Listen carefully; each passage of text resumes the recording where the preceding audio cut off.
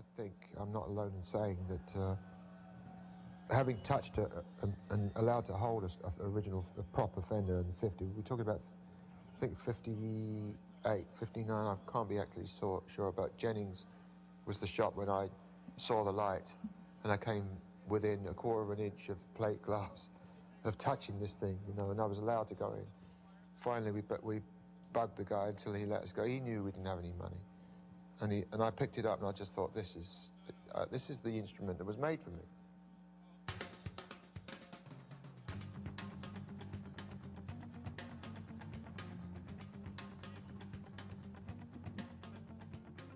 For half a century, this legendary quartet, 2 guitars, 2 basses, have been much more than the most popular electric instruments the world has ever seen.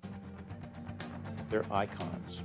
They made history. They're woven throughout the sounds and images of American music, American culture. Anyone who has even skimmed the history of Fender guitars knows that from the very beginning, Fender has always been about change, testing, experimenting, striving, reaching. Fender people live and breathe guitars. They know the Fender legacy of innovation. So when they decided to revamp the Stratocaster, the Telecaster, the precision bass, and the jazz bass, they knew the stakes were high. Their goal?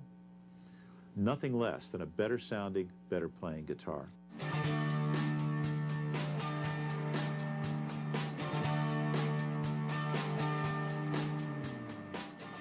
Kind of grown up native to the shape and the sound and the feel of Stratocaster, and kind of learned my way around a guitar on it.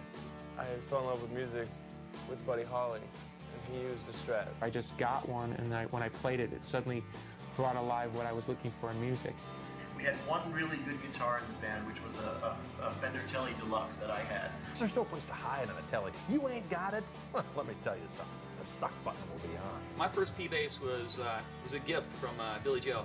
So the real choice for me was going to be, do you get a jazz or do you get a precision? It's a 1969 Sunburst precision bass. I went back to high school and I said, I just got a Fender. And everybody said, you got a Fender? I was the only one in my high school. I've tried every kind of guitar, I think. I tried to switch to a couple other guitars over the years, and one of them threw my back out of place. Always came back to a Telecaster, and now that's pretty much all I ever play. There's so many different ways, and there's really no wrong way to play the guitar, whether you're in the Sex Pistols. I was always a big fan of like Tamlin music. I found out James played precision. Kurt Cobain kind of made me want to pick up a guitar. Beach Boys and the Ventures especially, and all these groups were playing it. And then also the Hee Haw, you know, the TV show, they were all Tele players. My heroes were bass players. There was Steve Harris, there was Geddy Lee, there was all these great bass players. Honestly, didn't get turned on to jazz basses until Jocko. These are the instruments that allowed these sounds to ignite the molecules in our spirit and our soul. They just work. We hear this word icon. Sometimes we throw it around a little too easily, I think. We hear it often applied to musical instruments. In my view, there are really very few instruments that deserve this term. One remarkable thing about the new American Standard Fenders, all of them are, in fact, icons. So what does that word mean, and how does something get to be an icon? An icon, by definition, is something that means more than the thing itself. And it's only after a passage of time, when these performances and these records that have changed our lives, that have meant so much to us, have been performed on these Fender instruments, that they become true icons.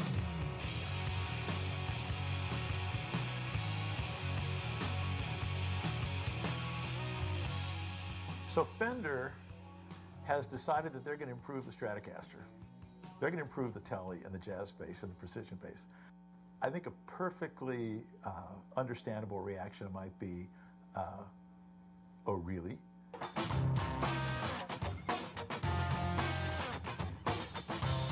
Let's remember this about Leo Fender. He never stopped innovating, ever. This is what Leo Fender was about, and it's what Fender has been about from the beginning. just sounds perfect and plays perfect, and you know, it's built like a tank. I think the Strat is the preeminent personality guitar. If you want to be an individualistic player, this is the guitar for you. It's real rare to find an instrument that kind of splits down the middle and really tries to cover all bases. And I think the Stratocaster, more than any instrument, covers so many bases. Interesting that how a guitar can define you, and I've always been proud to have people call me a teleplayer. When you play a Telecaster, your personality comes out of the guitar, more so to me than in any electric guitar I've ever heard.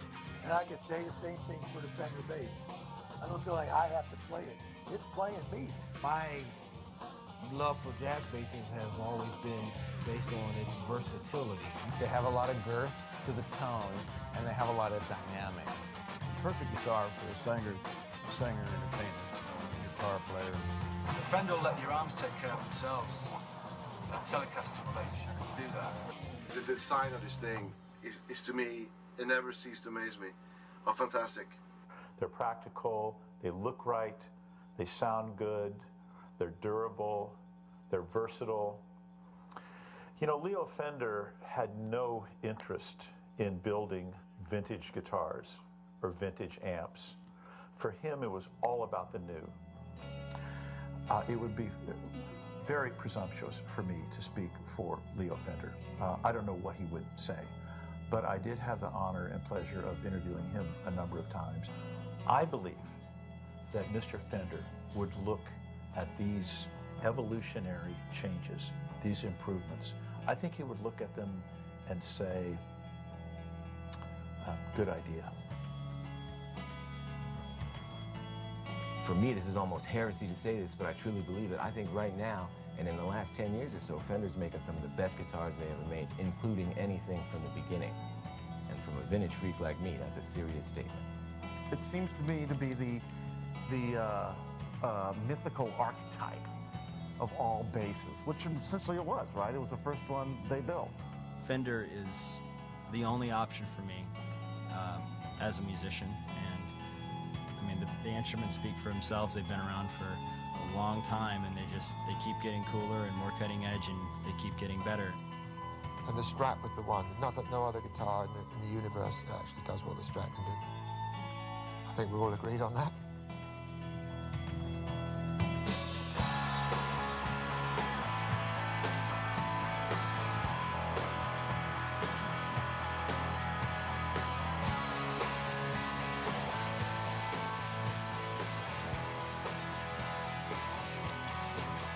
Bottom line is, you're always going to wind up back with Fender. You know, the pure genius of it, you know. To me, it was never an option to go really outside of Fender. It just got such a kind of classic legacy to it. I just couldn't go back to anything else. I love Fender. There you have it. Big F.